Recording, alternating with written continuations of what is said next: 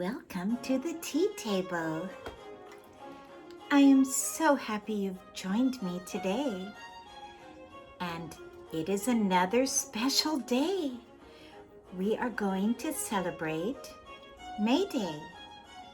Yes, it's so hard to believe that we're ending April now and going into May. But I am so excited about it, and I have the most wonderful tea set to celebrate. And it's covered with flowers, and it is a German tea set, and it is called Garden, and it's old. And if you haven't gotten your tea yet, please pause and I will be waiting for you. Well, you know, May Day is such a historic holiday, and I remember when I was young at my junior high, we had the Maypole, and we had the May Queen and the May King, and it was really wonderful. And I remember everything being so sunny and everyone wearing flowers, and it's halfway between the spring and summer equinox, May 1st. You know, we entered spring March 20th or 21st, depending, and then we will enter summer on June 20th. So it's the halfway mark. And all through history, people have been so happy to see the sun after the winter. Well, I want to show you my teapot again. And this is a lovely set, and we are going to go and celebrate in Germany today. I have Bach playing, Johann Sebastian Bach, and I have the most wonderful tea. Oh my dear friend brought me from Murchie's in Canada, Queen Victoria tea. And I'm going to pour out, and it's very brisk, it's very British, and it has Lapsang in it. And I don't know if you've had Lapsang. It's a smoky, little bit of milk, there's that beautiful picture. It's a smoky, kind of almost I had a tea once from Victoria, BC called Russian Caravan Tea, and it was Lapsang, and it had the smoky, and that's what this Queen Victoria has. Oh my goodness, that is the best tea. Now, some of you may not like the smoky. I love it. My nephew Otto loves it. He came once and had tea with me. He is one of the finest minds. He's an intellectual pleasure to have tea with. He's poetic, artistic, and so appreciative. And I'll never forget, we had tea together at my home, and we were so enthralled with this Lapsang tea.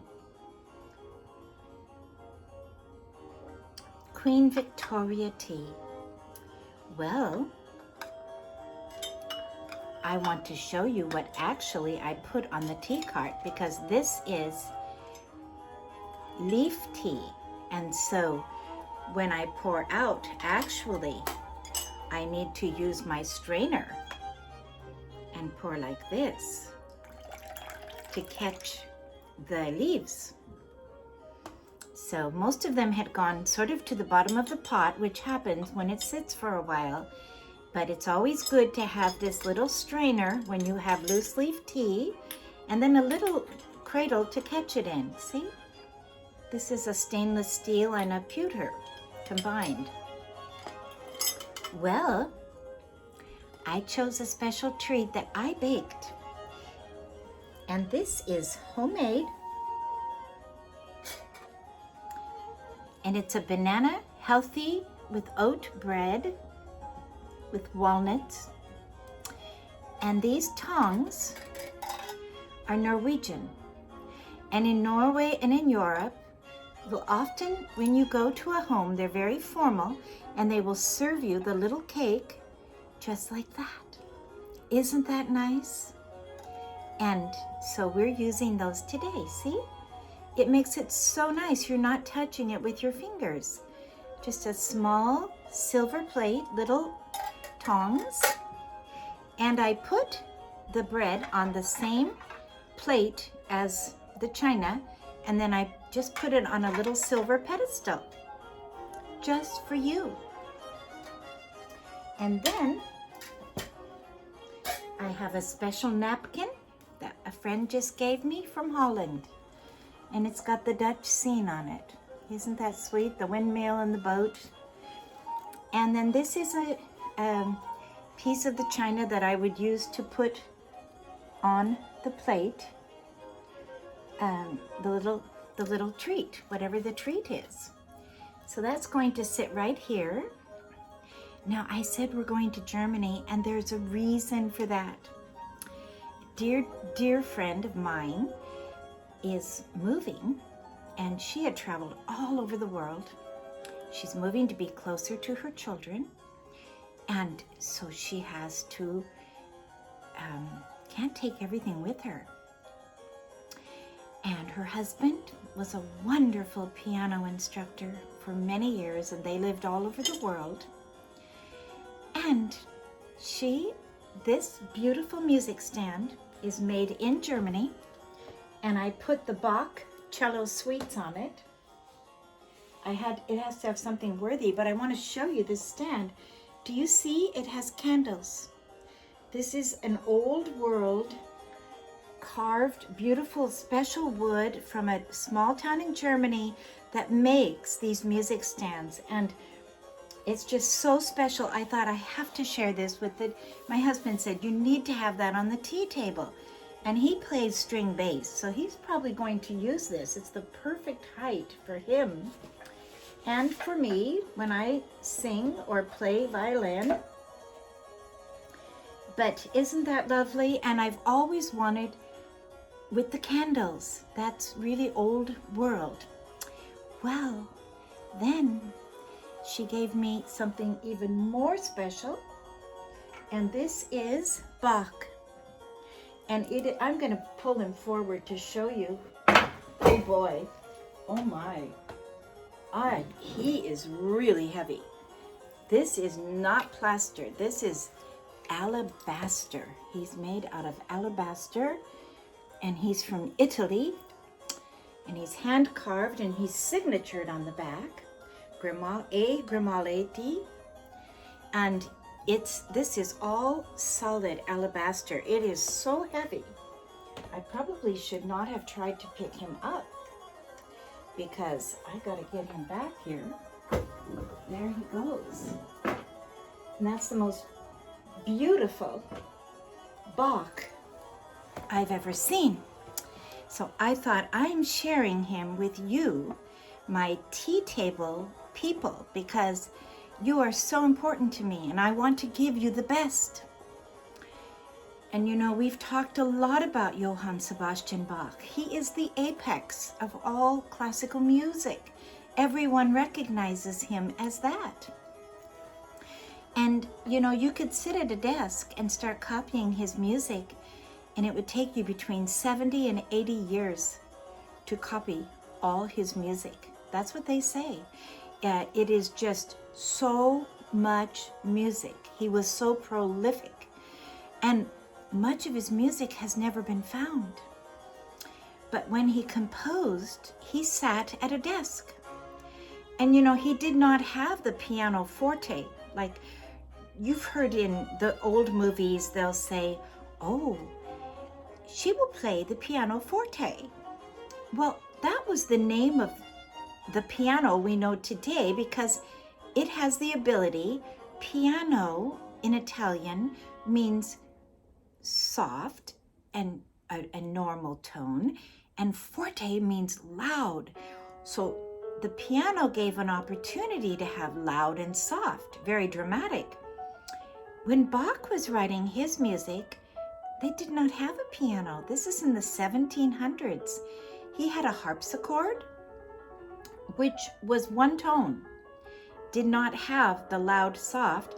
He had a pipe organ, the beginnings of what we would call a pipe organ, which has been so much further developed. In fact, it is said that Bach could hear notes above his keyboard and below, but there was nothing to play them on. So he would put them on other instruments. And fascinating, and a rich person to study, a genuine Christian, and a man that every piece of music he wrote, he would signature it, Johann Sebastian Bach, for the glory of God. And this is historically accurate. You can look it up. Well, I'm wearing something in my hair today, and I know my little tea children will like them. It's flowers, and that's for the May Day parade we're having. And you know, when you hear this, you can go and make little flower chains. Have you ever done that and put them in your hair? My daughters used to do that. And there's nothing more beautiful than flower chain in a young girl's hair. Oh, it's so lovely. And actually, my oldest daughter at her wedding, a friend of hers' mother was very creative with flowers, and she made the most gorgeous headpiece for my daughter to wear, and it was all different colors. She was married in November, and it was different colored roses and flowers. Absolutely gorgeous. So it's fun to be creative, isn't it? And you know, the May Day tradition, and I grew up with this, and we used to do this when we were little children. You go and pick flowers, and you put them in a cone. You can do it with a piece of paper, make a cone, and then you put them on the door of someone, and you knock on the door, and you run away. And it's a little gift. And that's May Day. Give some flowers and run away. Now, I was reading online. I didn't know this part of the tradition. If the girl puts the flowers there and the boy is there and she runs away and he catches her and kisses her, he can marry her. Now, this is back in the Middle Ages, okay? This isn't today. But they said many couples got engaged on May Day, and then they would get married 6 weeks later in June. They didn't wait around because June, and that's how June became the bridal month. Isn't that interesting? You can learn something all the time. Every season and day you can add to your knowledge. These traditions we have are rich, and they are wonderful, and they are reflecting the joy that comes with the planting of, well, I read one place, and this would have probably been in Northern Europe, they would plant turnips on May 1st because they could get them in the ground, and it was the beginning of the farming, and so, you know, they were living off the land, and it was very important they had a good crop, yes, or they might not have food the next year. Well, I'm wearing a little flower top for you today, and I found my little pink, I love these pink little flower earrings and my flowers, and a little pink drop here. And I know people ask me, they want to see a purse, so I thought, now this is not exactly a May Day purse, but it is so unique. It is a handmade special purse, and it has such detail. This is a little velvet, and you see the inside here is a velvet, and then it goes on the front, and it's got the picture of a ball, going to a ball, and I thought that was nice for May Day, and it has a little strap because the tradition was singing and dancing around the maypole and making merry and welcoming spring. Isn't that nice? Let's just let this purse sit here. It's so nice. It's very colorful. Oh, and there's Bach on, you know, I was hearing my classical king this week, and the lady, I learned a lot from her, and she said, you know, the purists of Bach, they think all of Bach should be played on harpsichord, organ, or other instruments because he didn't have a piano. But she said, most people just love the piano because it has the ability to express. And do you know the piano is one of the most ancient instruments, actually, because do you know what a piano is? It's a harp. It's a harp in a box. Think about it. And do you know what an organ is? An organ is a bagpipe in a box. And those are two of the most ancient instruments, the harp and the bagpipe. And so we have now these ancient instruments came to maturity, and they are usually in every church you have a piano and an organ leading the worship. And everywhere else, the piano is the staple of all music.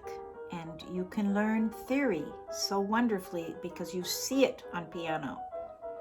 When you play the violin, it's your ear that you are adjusting your fingers to the string to create the correct tone, to be in tune. The piano, you hit an A, you hit a C, it's solid, it's there. So that's the little music lesson today. But I will tell you that you know there are 7 notes in every octave on the piano, because 8 is octave.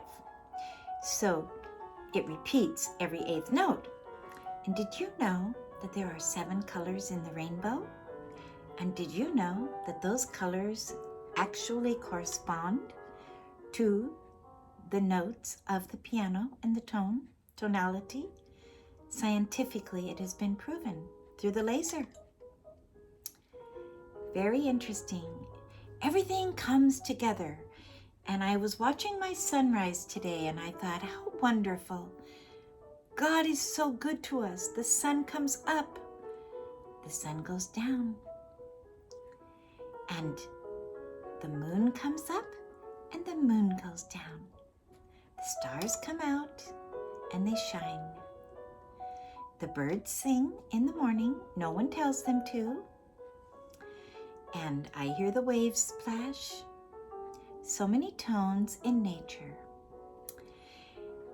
That should give us a real deep peace inside to know that we have a Heavenly Father who is taking care of all of that. We don't have to worry about it. We pray for our world, our situation, that God will help the people to come to peaceful solutions. But in the meantime, we all have little worlds, don't we? We have little worlds. Our own family, our own home, our own friends. And that is where we live. And sometimes things are difficult. Sometimes things are hard. And I think we talked about the tapestry, that there's a tapestry being woven.